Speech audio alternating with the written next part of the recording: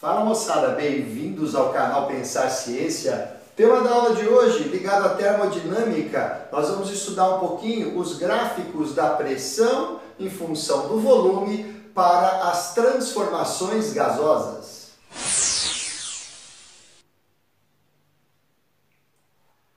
Muito bem, e esses gráficos, eles têm características bastante próprias, bastante peculiares. Por exemplo, se você estiver estudando uma transformação isobárica, o que você vai perceber é que na medida em que o volume, no caso de uma expansão, vai aumentando, ou no caso de uma compressão vai diminuindo, a pressão se mantém a mesma. Então a cara desse gráfico é uma reta horizontal. Lembrando que a gente está estudando sempre gráfico pressão em função do volume, para todas as transformações que serão abordadas nessa aula de hoje. Então nós temos aqui uma segunda situação, ó. Esse outro gráfico aqui de uma transformação isocórica, que também pode ser chamada de isométrica ou isovolumétrica. O que a gente percebe? Na medida em que o estado do gás evolui para pressões cada vez menores, o volume se mantém constante. Então a pressão vai passar de P1 para P2 sem que haja modificação no volume. Portanto, o eixo dos volumes permanecerá sempre anotando o mesmo valor. Dessa maneira, a cara do gráfico é uma reta vertical, apontando para baixo no caso de uma despressurização ou para cima no caso de uma pressurização.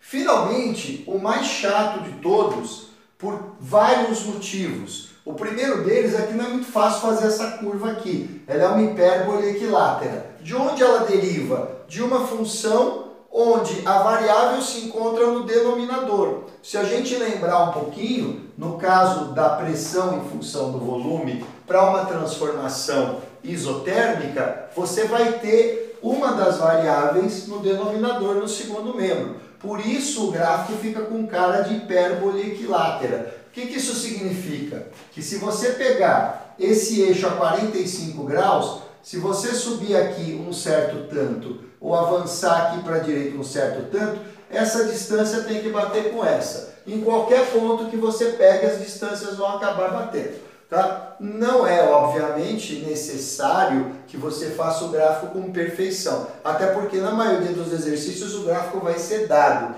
mas é muito importante que a partir do momento que você tem indícios que o gráfico que relaciona a pressão com o volume aborda uma hipérbole equilátera, que você se lembre que se trata de uma transformação isotérmica. Como sempre, a melhor maneira de saber se a gente entendeu aquilo que foi falado na teoria é resolvendo exercícios. Então, eu volto em alguns segundos com a resolução de exercícios e vou deixar aqui a lousa para você fazer um print.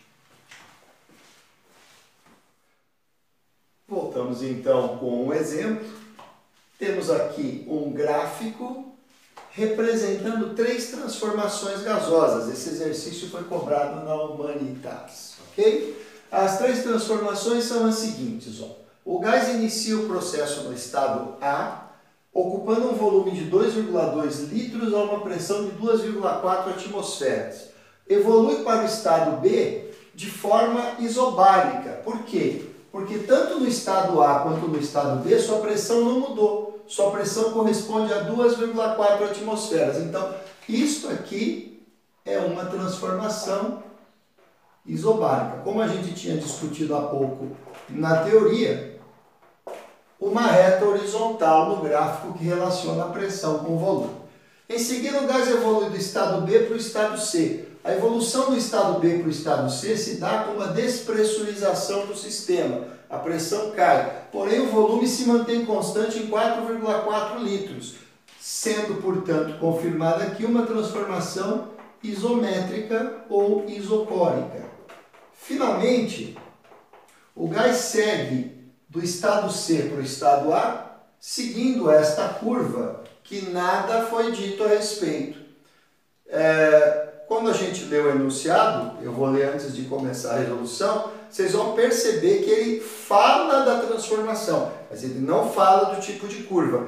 Quando nada é dito a respeito, a gente vai acabar desconfiando que isso aqui é uma hipérbole equilátera. Sendo, portanto, uma hipérbole equilátera, trata-se de uma transformação isotérmica. O que me garante que a temperatura do gás no estado C e a temperatura do gás no estado A vão ser rigorosamente as mesmas, como eu disse, porque se trata de uma transformação isotérmica. E agora a gente vai fazer a leitura do enunciado para confirmar tudo isso que eu falei para vocês. Vamos lá. O diagrama pressão versus volume representa uma transformação cíclica ABCA sofrida por um gás ideal. De C para A, o gás sofre uma transformação isotérmica. A relação entre as temperaturas TA, TB e TC desse gás nos estados A, B e C é... Então, o nosso papel agora é relacionar as temperaturas do gás nos estados A, B e C. Como é que a gente vai fazer isso? Eu vou dar início ao processo relacionando a temperatura do gás no estado A com a temperatura do gás no estado B. Como é que nós vamos fazer? Bom, de A para B a transformação é isobárica. Então, a gente vai representar no pivete a simplificação da pressão. Simplificando a pressão, sobra VA sobre TA igual VB sobre TB. Volume que o gás ocupa no estado A, 2,2 litros. Temperatura do gás no estado A, não sei. Volume que o gás ocupa no estado B, 4,4 litros. Temperatura do gás no estado B, não sei.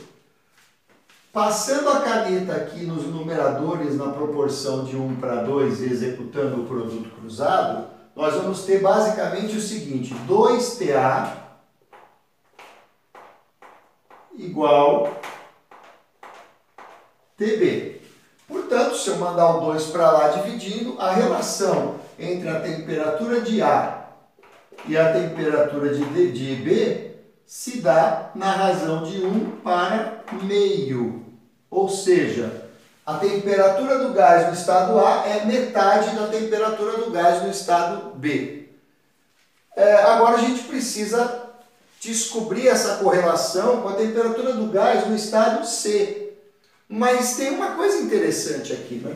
De A para C, ou no caso aqui de C para A, a transformação não foi isotérmica. Então a temperatura do gás no estado C e a temperatura do gás no estado A vão ser exatamente as mesmas. Ou seja, estas duas temperaturas são iguais. E se essas duas temperaturas são iguais, eu posso garantir que a temperatura do gás no estado C também é a metade da temperatura no estado B. Uma coisa importante de vocês identificarem quando se trabalha com o gráfico pressão versus volume. Estão vendo aqui a origem do gráfico? Quanto mais distante da origem o estado do gás estudado estiver, maior vai ser a sua temperatura. Então percebam, se você pegar a distância daqui até o A ou daqui até o B, embora o gráfico não tenha sido feito de forma proporcional, elas se parecem muito. Essas distâncias aqui estão muito próximas. Mas a distância da origem até o ponto B é bem maior. Claramente maior. Quanto maior a distância, maior a temperatura. Por quê? Porque a correlação entre pressão, volume e temperatura muda à medida em que eu vou me afastando da origem, de maneira que as temperaturas sejam cada vez maiores. Há como fazer a dedução disso matematicamente, isso não é o objetivo da nossa aula de hoje, mas é uma dica para você, né? Daria para ver desde o início que essa temperatura é maior que as outras duas. Bom, onde é que você vai encontrar essa informação? Você vai encontrar essa informação na alternativa E de encerrado, porque a nossa aula de hoje acabou. Ela vai ficando por aqui. Se você gostou do conteúdo, curta a aula. Se você não quer perder as próximas, inscreva-se no canal e ative o sininho de notificações para que você seja um dos primeiros a saber que a aula foi postada. Até a próxima, pessoal!